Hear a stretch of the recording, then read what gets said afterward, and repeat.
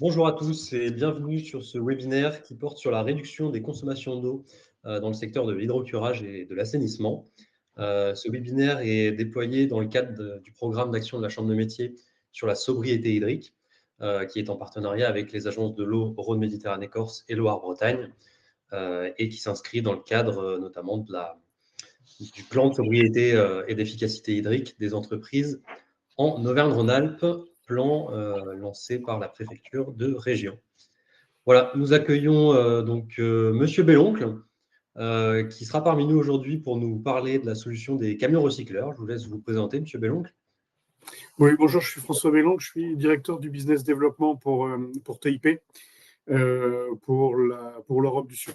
Donc, et dans mon périmètre, j'ai le développement justement des hydrocureurs sur ces 3 pays. Voilà. Très bien, merci beaucoup. Et puis Héloïse Galland, qui est parmi nous également pour ce webinaire. Bonjour. Héloïse, conseillère à la Chambre de métier de la Drôme et moi-même à la Chambre de métier de Salon. Donc, pour le fonctionnement du webinaire, vous avez des petits onglets en bas à droite, l'onglet chat et l'onglet questions. Donc, je vous demanderai de bien vouloir poser vos questions dans l'onglet questions. Trop facile. On avance. Donc, voilà nos intervenants pour aujourd'hui. Vous aurez nos coordonnées également à la fin, si besoin. Donc, au programme, on va d'abord voir un petit peu les enjeux actuels de l'eau pour le secteur. Donc, avoir des grands chiffres et puis voilà, des généralités sur le secteur de l'hydrocurage. Les technologies innovantes disponibles. On va faire un petit point sur tout ce qui est possible de faire pour réduire vos consommations d'eau. On n'aura pas la prétention de vous apprendre votre métier ni de vous apprendre beaucoup de choses, mais c'est toujours intéressant de refaire un petit panorama des techniques hydroéconomes qui sont disponibles. Monsieur Belloncle vous présentera aussi du coup un peu plus en détail l'intérêt d'un camion hydrocureur recycleur. On parlera d'aides financières ensuite qui sont mobilisables avec les agences de l'eau, notamment depuis le début de cette année 2025, puisque nouveau programme des agences de l'eau, le 12e programme qui dure 6 ans. Donc, c'est voilà, un nouvel ensemble de soutien aux investissements sobres a été mis en place. Et ensuite, on vous proposera comment la CMA peut vous aider dans ce cadre-là et vous accompagner pour la mise en place de votre projet de sobriété hydrique. Et je passe la parole à Héloïse. Donc, bonjour à tous. On va commencer par parler des enjeux liés à l'eau pour le secteur de l'hydrocurage. Donc, pour commencer, on vous propose un petit sondage pour savoir, selon vous, comment l'eau peut avoir un impact sur votre entreprise. Donc, soit un impact sur les coûts, un impact sur l'accessibilité en période de sécheresse, un impact au niveau de la réutilisation, pour le traitement de l'eau et d'autres choses. Si vous avez la possibilité de cliquer sur « Autre », précisez-le dans la conversation. Qu'est-ce que vous entendez par « Autre » ? Voilà. Donc, normalement, ça a dû s'afficher sur votre écran. Oui. Alors, on s'inquiète un petit peu pour l'accessibilité en période de sécheresse. On laisse encore un petit moment pour les votes. Donc, 6 participations, donc la moitié qui pense à la période de sécheresse, un petit peu plus de la moitié, 5. Un sujet de coût qui ressort apparemment. Alors, est-ce qu'on... Voilà. Donc, les résultats. Période de sécheresse. L'accessibilité en période de sécheresse arrive en premier. Donc, voilà. Quelque chose qui pourrait mettre à l'arrêt l'activité si l'eau n'est vraiment pas disponible. Et des coûts qui arrivent en seconde position, puisque beaucoup d'entre vous payent leur eau au mètre cube consommé. Donc, c'est assez cohérent avec ce qu'on a imaginé également au niveau de la Chambre des métiers. La sécheresse, c'est déjà quelque chose qui est perceptible à l'échelle nationale. Ce qu'on constate, c'est que les dernières années ont été les plus chaudes sur la période estivale, puisque là, vous avez un petit graphique avec les 10 étés les plus chauds depuis 1900, et on voit que toutes les dernières années apparaissent.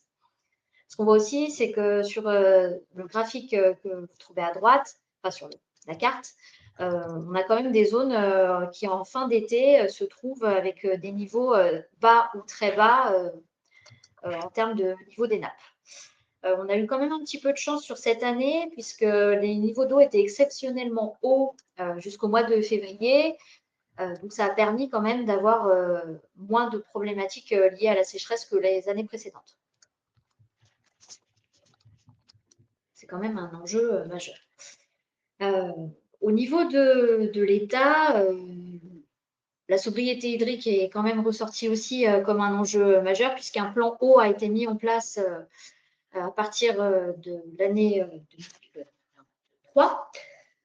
L'objectif, enfin 2024, pardon. L'objectif, c'est de réduire de 10% l'eau prélevée d'ici 2030 pour tous les secteurs. Et dans ces objectifs, il y a 4 axes. Investir massivement dans la réutilisation des eaux usées, préserver la qualité de l'eau, mettre en place une tarification progressive et incitative de l'eau, donc ça va engendrer forcément des coûts, et être en capacité de mieux répondre aux crises de sécheresse. Ce qu'on sait, c'est que l'eau sera de plus en plus chère à l'avenir. On a constaté entre 2009 et 2022 une augmentation de plus de 25% du prix du mètre cube de l'eau. Et ce qu'on constate aussi, c'est que sur les dernières années, cette augmentation s'accélère. Puisqu'on était à 2% par an jusqu'en 2022 et de 2021 à 2022, 4,2% par an. Ce qui est probable, c'est que l'augmentation sera d'au moins 50% d'ici 2030 par rapport au coût actuel de l'eau. Et en plus de ça, des investissements vont être obligatoires au niveau des stations d'épuration, donc stations de traitement des eaux usées pour traiter tous les micropolluants, ce qui fait que c'est forcément des coûts qui vont se répercuter sur les factures. Donc, vous avez un graphique qui montre l'évolution du prix moyen de l'eau en France sur le côté. On voit que c'est quand même une hausse rapide et importante. On vous propose un deuxième sondage pour savoir comment vous payez l'eau aujourd'hui. Si vous, en tant qu'hydrocureur, vous payez à la consommation réelle, donc si vous avez par exemple des cartes à utiliser sur les bornes, si vous avez un compteur sur votre site ou d'autres choses, mais qui sont vraiment liées à la consommation réelle. Si vous avez un forfait annuel qui est proposé par les collectivités, et encore une fois, si c'est une autre solution, vous pouvez le préciser dans la conversation.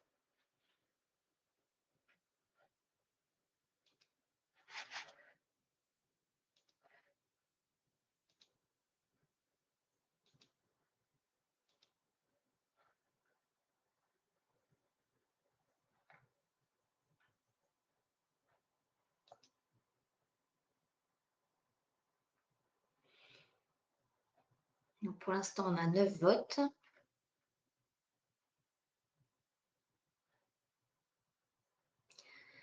Alors, par rapport à ce sondage, on voit que vous êtes plus de 50% à payer à la consommation réelle.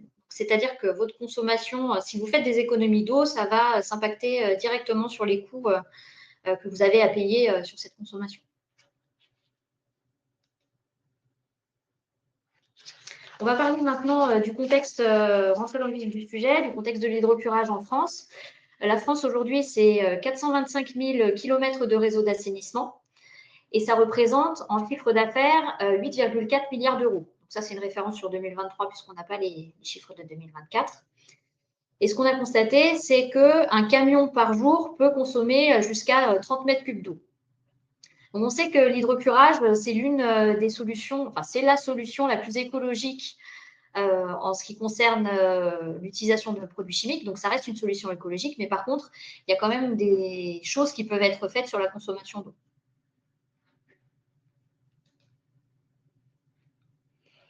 Finalement, pourquoi réutiliser l'eau dans votre activité d'hydrocurage? La première chose, c'est pour valoriser votre image de marque. Aujourd'hui, les clients sont de plus en plus attirés par des offres qui prennent en compte l'environnement.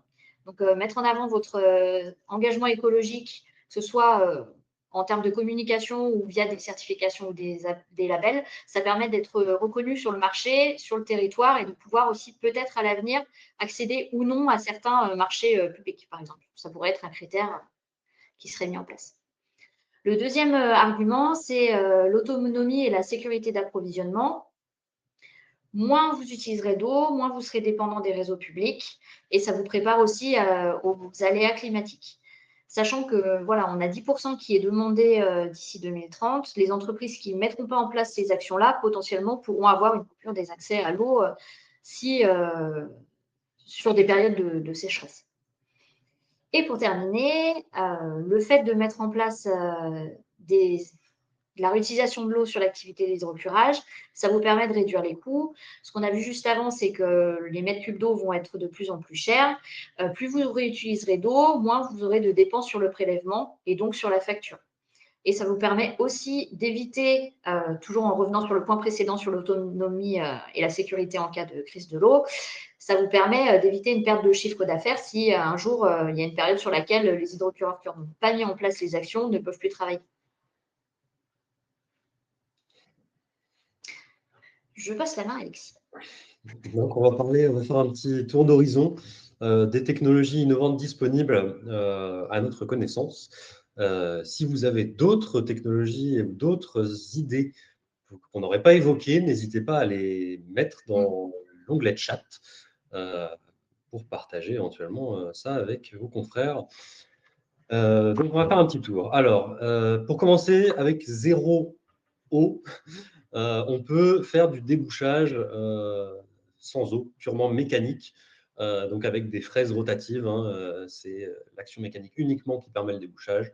Il y a plusieurs fournisseurs qui proposent ce type d'équipement, Picot, Rigid, Maitana, Gorlitz.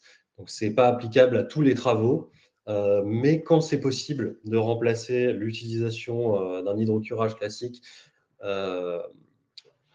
eh bien, ça peut être intéressant en tout cas pour essayer de réduire les consommations d'eau là-dessus.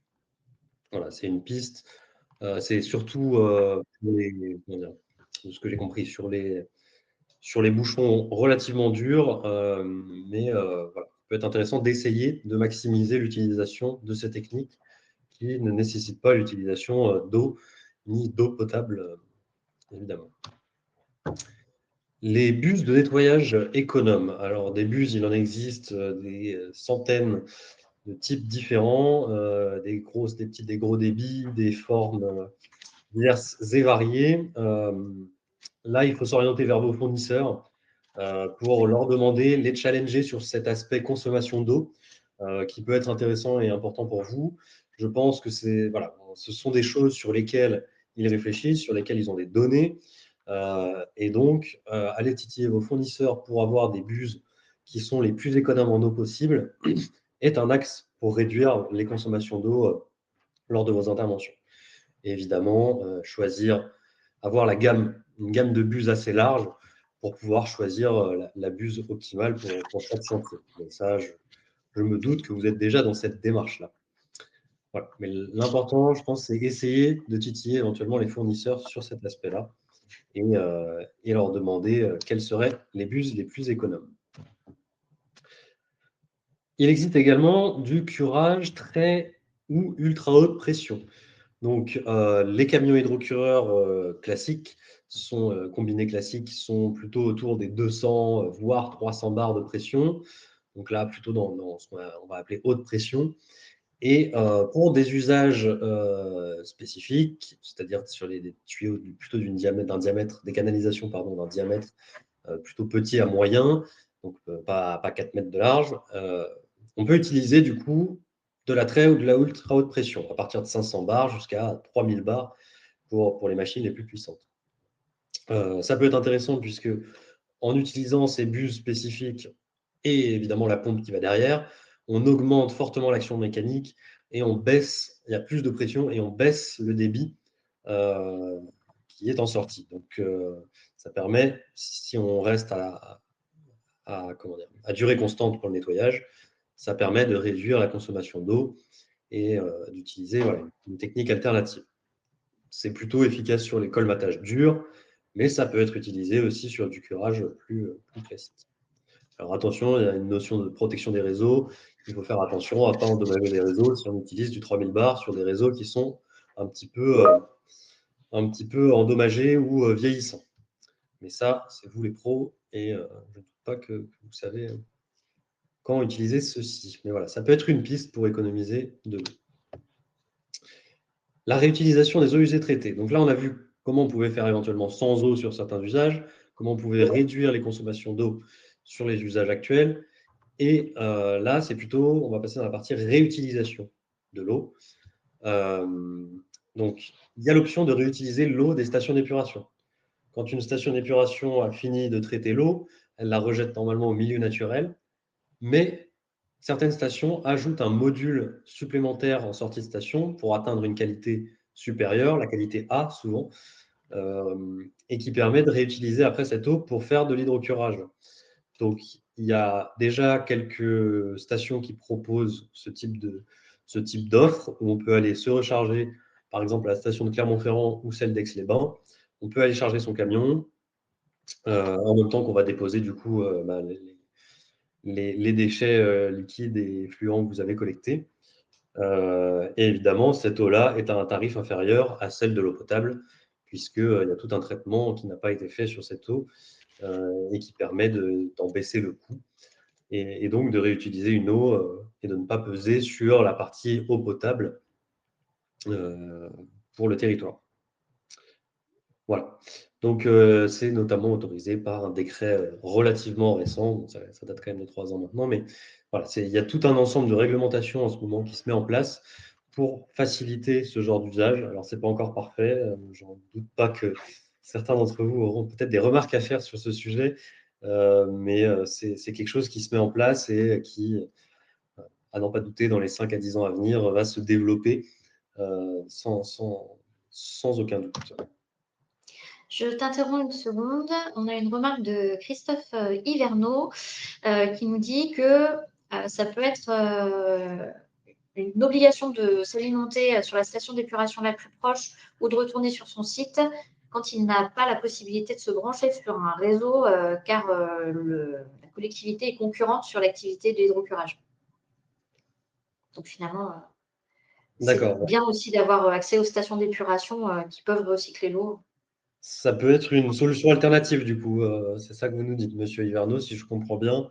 Même si vous êtes sur un territoire et que c'est difficile parce que le gestionnaire est un concurrent, le gestionnaire du réseau, vous pouvez du coup envisager la réutilisation des eaux usées traitées de la station d'épuration ou même de faire votre mini-station d'épuration, entre guillemets, et de déshydrater vos déchets collectés pour réutiliser l'eau qui en sera extraite.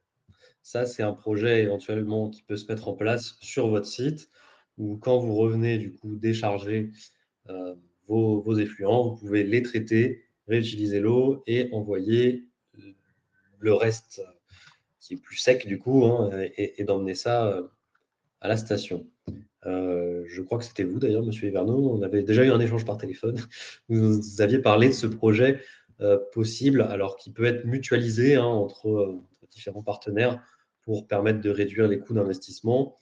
Mais voilà, ça peut être une solution aussi, un petit peu différente du camion hydrocureur recycleur, mais basée sur le même principe quand même, mais plutôt de manière fixe sur le site. Donc ça, c'est pareil, ça peut être utilisé pour remplir votre camion. Il faut juste faire bien attention au cadre réglementaire de la réutilisation des eaux usées traitées et pour une telle installation, voilà, prendre bien la mesure de toutes les obligations et tous les points d'attention au regard de la loi. Le camion hydrocureur recycleur, qui est donc une des technologies phares pour réduire les consommations d'eau dans le secteur de l'hydrocurage. Il a plusieurs avantages. Il concentre les boues, donc on a moins de volume, moins de poids. Ça peut réduire les coûts de traitement éventuellement. On se remplit moins fréquemment, donc on fait moins d'allers-retours. On peut économiser jusqu'à 70-80% selon les fabricants de ces systèmes. À voir après en fonction des retours d'expérience, mais Monsieur Belloncle nous en parlera un peu plus précisément juste après. Il y a la possibilité de désactiver le recyclage sur ce genre de camion et de passer sur une utilisation combinée classique. Ça, c'est important de le savoir, c'est que si vous investissez dans ces camions-là, la plupart sont équipés d'un système de bypass et donc vous n'êtes pas obligé de l'utiliser en permanence en recyclage et donc ponctuellement de faire des interventions sur des fosses toutes eaux, sur des fosses industrielles ou d'autres pour collecter des effluents et des déchets qui ne seraient pas adaptés à l'utilisation d'un système de recyclage. À noter que ce système de recyclage, il est plutôt courant sur les 23 à 26 tonnes, mais on peut en trouver des disponibles à partir de 18 tonnes pour des utilisations sur des camions plus petits. Voilà, donc je vais laisser parler Monsieur Belloncle qui s'y connaît encore mieux que nous sur le sujet et qui va vous en parler un peu plus en détail. Donc j'invite Monsieur Belloncle à monter sur scène et nous lui laissons la parole pour vous expliquer tout ça. Donc bonjour à tous, François Belloncle de TIP. Donc, quand Alexis m'a contacté pour effectivement parler des technologies d'économie d'eau dans l'assainissement, bon, nous on voit en tant que loueur de matériel, on voit ça sous un angle un petit peu différent, qui est un angle d'investissement. Donc, je ne vais pas passer comment dirais-je, l'intervention à essayer de vous vendre TIP, c'est pas l'objet. Surtout que l'objet du webinaire, c'est quelles économies d'eau on peut réaliser. Cela dit, juste pour vous situer le débat, la place de TIP, comment dirais-je, dans le monde de l'assainissement, mon TIP, c'est en 2 mots, c'est un loueur semi-roman. Avec 85 000 véhicules sur 17 pays et à peu près 120 sites. On fait un petit milliard de chiffre d'affaires pour 3 800 personnes. L'activité assainissement, c'est vraiment une activité de diversification qui a démarré chez les TIP en Angleterre en 98 et est arrivée en Europe continentale en 2006. Aujourd'hui, on travaille sur les principaux pays, je dirais, d'Europe continentale, ceux où il y a une grosse concentration de population. C'est là où les marchés sont les plus importants. Quand on regarde le marché français, c'est environ 300 véhicules immatriculés en poids lourd, immatriculés tous les ans. 80% de ces véhicules-là sont des 26 tonnes, 10% sont des véhicules ADR pour la maintenance industrielle. Et quand on regarde la proportion de véhicules recycleurs qui sont immatriculés en France aujourd'hui, c'est de l'ordre de 20%. Alors ça fluctue, mais la tendance, pour avoir discuté récemment avec quelques constructeurs, la tendance, c'est que ça augmente. Donc, pour votre information, c'est un véhicule sur 2 immatriculé recycleur en Allemagne. Donc, il y a des pays qui sont peut-être un peu plus sensibles que nous ou un peu plus en avance que nous sur le sujet recyclé.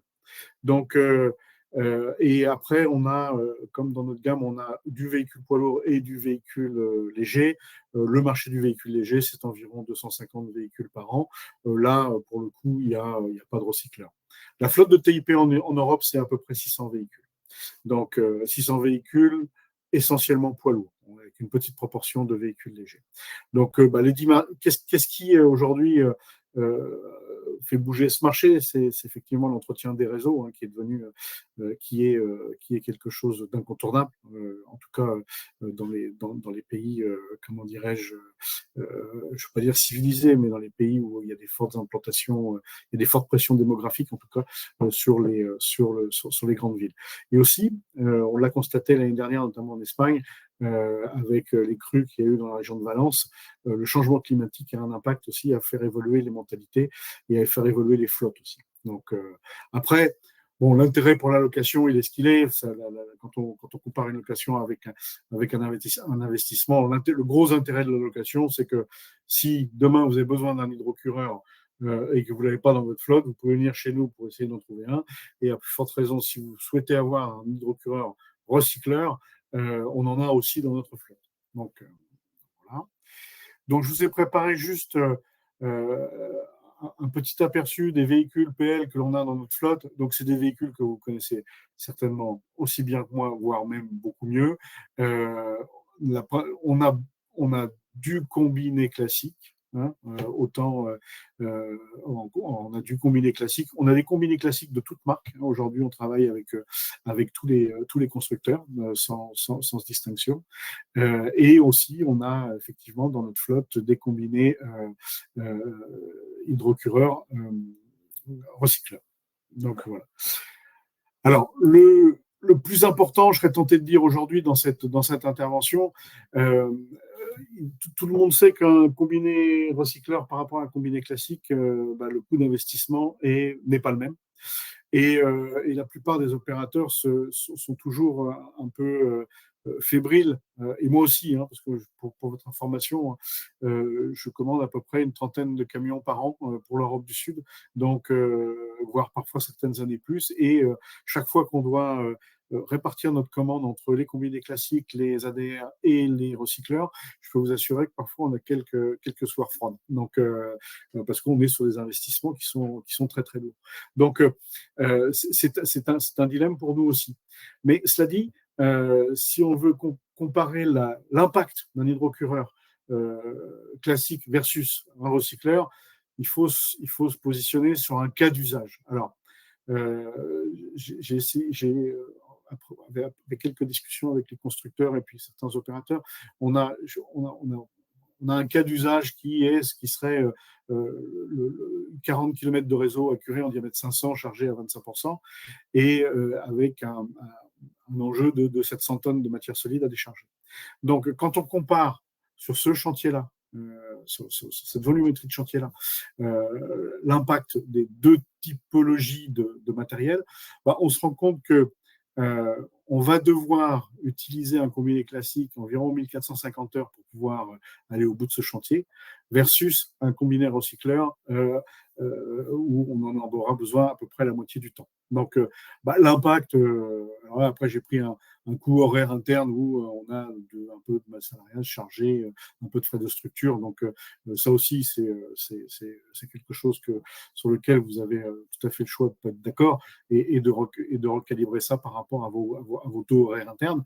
Mais globalement, si on met cette économie d'heures avec l'utilisation d'un recycleur, on génère une économie de 36 000 euros. Alors, pourquoi on a une telle différence? C'est clair qu'avec un recycleur, vous n'allez pas recharger en eau à chaque fois que vous avez vidé votre cuve d'eau propre. Donc, vous recyclez l'eau, pas de manière infinie, mais vous avez une logique de recyclage qui est quand même beaucoup plus importante que de l'utilisation de l'eau propre sur un combiné classique. Donc, une autre économie qui est, à mon sens, relativement importante, qui est l'économie gasoil. Bon, ça ne sont pas que des coûts, c'est aussi des rejets de NOx et de CO2, donc, et avec un impact financier sur ce chantier-là qui est de l'ordre d'un peu plus de 15 000 euros. Après, la consommation d'eau, là, c'est vraiment le cœur de ce webinaire.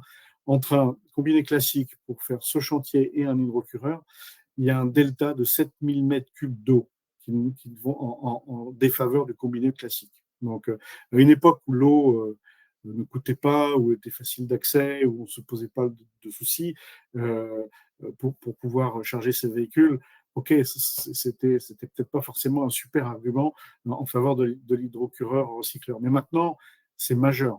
Aujourd'hui, nos clients comment dirais-je, nous challenge sur le sujet. Enfin, ils challenge nous, mais surtout les constructeurs d'hydrocureurs, comment dirais-je, recycleurs. Donc, et un dernier point, moi, qui me semblait vraiment important, nous, on a les deux véhicules à la location. C'est-à-dire que pour accomplir ce chantier qui va mobiliser un classique pendant un an et puis un recycleur, si je coupe un point rapide, pendant 6 mois, le coût de location sera pas divisé par 2 puisqu'on a un véhicule qui est 15 à 20% plus cher dans certains cas. Donc, mais vous avez un gain substantiel sur, comment dirais-je, l'utilisation du recycleur. Donc, tout ça mis bout à bout, on arrive sur un chantier de 40 km sur laquelle on va générer une économie d'un peu plus de 100 000 euros. Donc, voilà. Donc, l'utilisation d'un recycleur sur un chantier, c'est difficile d'essayer de mesurer un retour sur investissement classique versus recycleur. Je pense qu'il faut plutôt rester dans une logique d'utilisation. Et l'utilisation d'un recycleur, c'est le jour 1 où vous le mettez à la route, vous commencez à économiser de l'argent par rapport à un classique. Si vous avez les chantiers qui sont appropriés pour l'utilisation de ce matériel. Après, c'est 7000 m3 d'eau comment dirais-je, qui sont préservés. Et ce qui vaut quand même son pesant de cacahuètes, c'est que la réalisation du chantier prend quand même 2 fois moins de temps qu'avec un combiné classique. Voilà ce que je voulais vous dire, comment dirais-je, pendant ces quelques minutes. Si vous avez des questions, je suis ouvert à la discussion, sachant que je suis pas le technicien le plus pointu sur le sujet. Alors, pour l'instant, je ne vois pas de questions, mais n'hésitez pas si vous en avez, soit les mettre dans le chat, soit les mettre dans l'onglet questions. Voilà. Mais il y a mes coordonnées à la fin de la présentation. Nous serons sur Polytech au mois d'octobre. Donc voilà, n'hésitez pas à passer nous voir. Ça avec grand plaisir. Merci, Monsieur Belloncle. Merci beaucoup pour cette présentation. Du coup, voilà, il y aura les coordonnées de Monsieur Belloncle. Si vous voulez noter rapidement, on vous le laisse pendant quelques temps, mais de toute façon, vous aurez accès au replay de la présentation et vous pourrez retrouver sans souci les coordonnées. Alors, en complément, il y a quelques retours d'expérience qu'on peut trouver soit en ligne, soit dans la presse. Et nous aussi, on a eu des échanges avec des entreprises d'hydrocurage, donc notamment une en Haute-Savoie, qui nous a expliqué utiliser plusieurs camions recycleurs depuis plusieurs années, très satisfait de l'utilisation. La possibilité de réutiliser l'eau sur plusieurs jours a été citée pour certains travaux. On pouvait utiliser le camion pendant plusieurs jours sans remplissage d'eau neuve, donc un aspect intéressant. Et voilà, des plus grosses sociétés comme Auréa et Suez qui vantent des économies substantielles liées à l'utilisation de camions recycleurs, jusqu'à 80% d'économie d'eau. Une entreprise d'assainissement dans le Rhône également, qui utilisait plusieurs camions recycleurs aussi et satisfait de la même manière. Et aussi une agglomération, donc là c'est un petit peu différent, mais une structure publique qui a également fait l'acquisition d'un camion recycleur il y a quelques temps et qui table sur une économie de 80% et éventuellement 20 à 30% d'économie de carburant. Voilà, donc quelques petits retours aussi d'utilisateurs. Donc, on va évoquer les aides financières. Alors, pour l'achat de camions hydrocureurs recycleurs, vous pouvez aujourd'hui bénéficier d'un soutien de l'Agence de l'eau Rhône-Méditerranée-Corse ou de l'Agence de l'eau Loire-Bretagne. Donc, les infos importantes à retenir, c'est du côté Rhône-Méditerranée-Corse, donc plutôt sur la partie anciennement Rhône-Alpes. Une aide à la sobriété qui est accessible à partir de 2000 m3 d'économie par an. Et du coup, un camion recycleur qui tourne quasiment tous les jours atteint sans souci cette économie-là. 28 € par mètre cube économisé.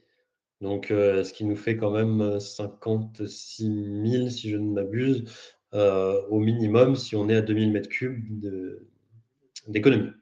56 000 € pour vous aider à faire l'acquisition de ce type de matériel recycleur.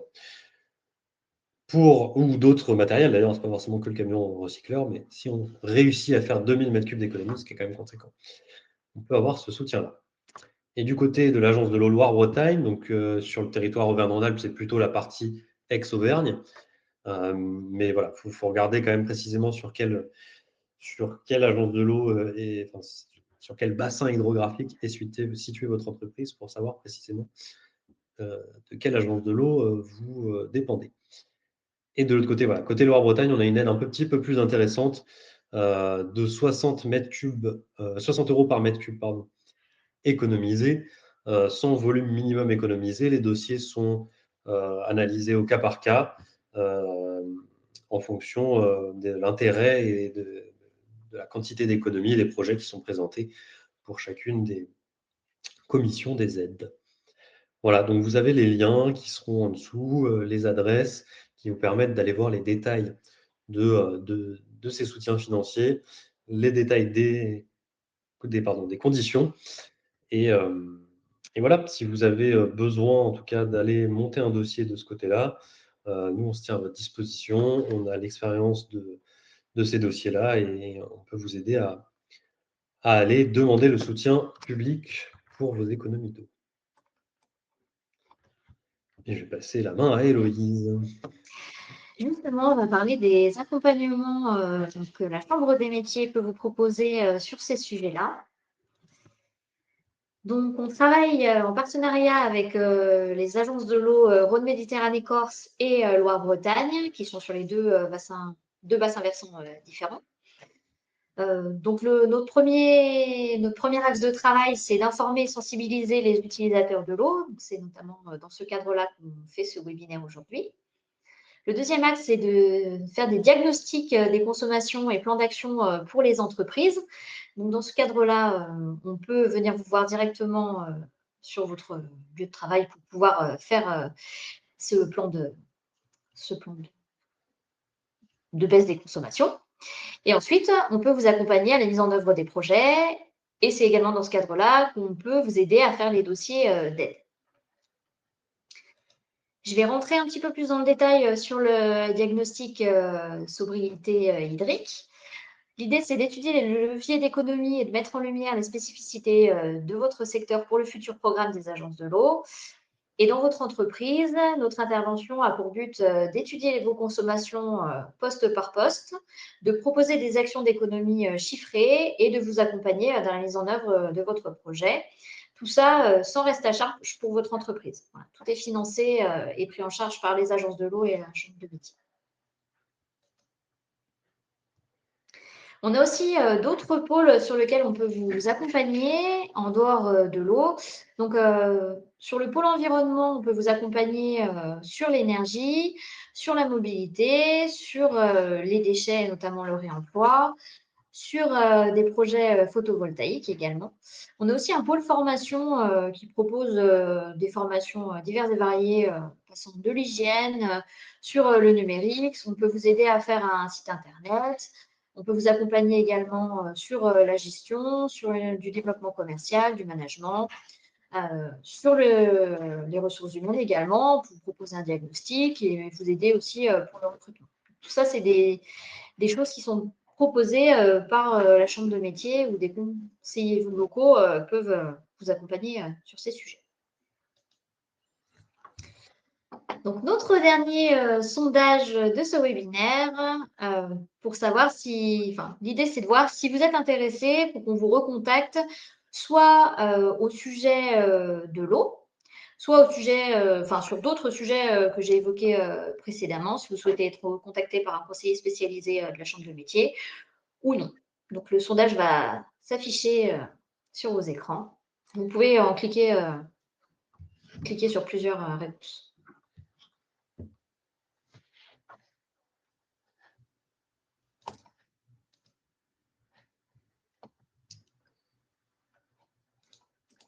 Merci pour vos retours. Pour ceux qui ont répondu oui, on reviendra vers vous rapidement pour en savoir plus et voir comment est-ce qu'on peut tenter de vous aider sur les sujets qui comptent pour vous. Merci beaucoup pour... pourquoi j'ai... Excusez-moi, attendez, j'ai fait une bêtise. J'ai supprimé le sondage. Ajouter un sondage, pardonnez-moi, on va le refaire. Excusez-moi, on va le refaire rapidement. Ou alors, tout simplement, est-ce que vous pouvez laisser juste votre souhait d'être contacté plutôt dans la partie de chat? Du coup, je suis vraiment navré, j'ai fait une fausse manipulation et j'ai supprimé le sondage. Comme on dit, c'est les aléas du direct. C'est ça, pardonnez-moi. Est-ce que ça vous va de faire ça? Super. Merci, Monsieur Hiverneau. Voilà, vous pouvez continuer dans le chat ou dans l'onglet questions pour demander d'être contacté. Oui, sur le sujet eau, oui, sur un autre sujet. Si c'est non, pas. Madame Morgan, Crochat, oui, pour plusieurs sujets. Donc, c'est bien noté. Oui, sur le sujet du photovoltaïque. Oui, nous souhaitons être pour le retraitement des boues. Didier Rémo également. Laurent Volstatsak. Désolé si j'ai écorché votre nom. Ok. Bon, si quelqu'un d'autre souhaite être contacté, n'hésitez pas. Et voilà. Bien noté, et on revient vers vous. Merci beaucoup d'avoir suivi ce webinaire. Si jamais vous avez besoin plus tard de contacter la CMA, le numéro est facile, 3006. Vous pouvez le trouver en ligne, évidemment. Donc, voilà. Est-ce que vous avez d'autres questions avant qu'on se quitte? Et je propose à M. Belloncle, éventuellement, de nous rejoindre, peut-être pour faire un petit au revoir, et puis pour vous remercier à nouveau d'avoir été présent parmi nous.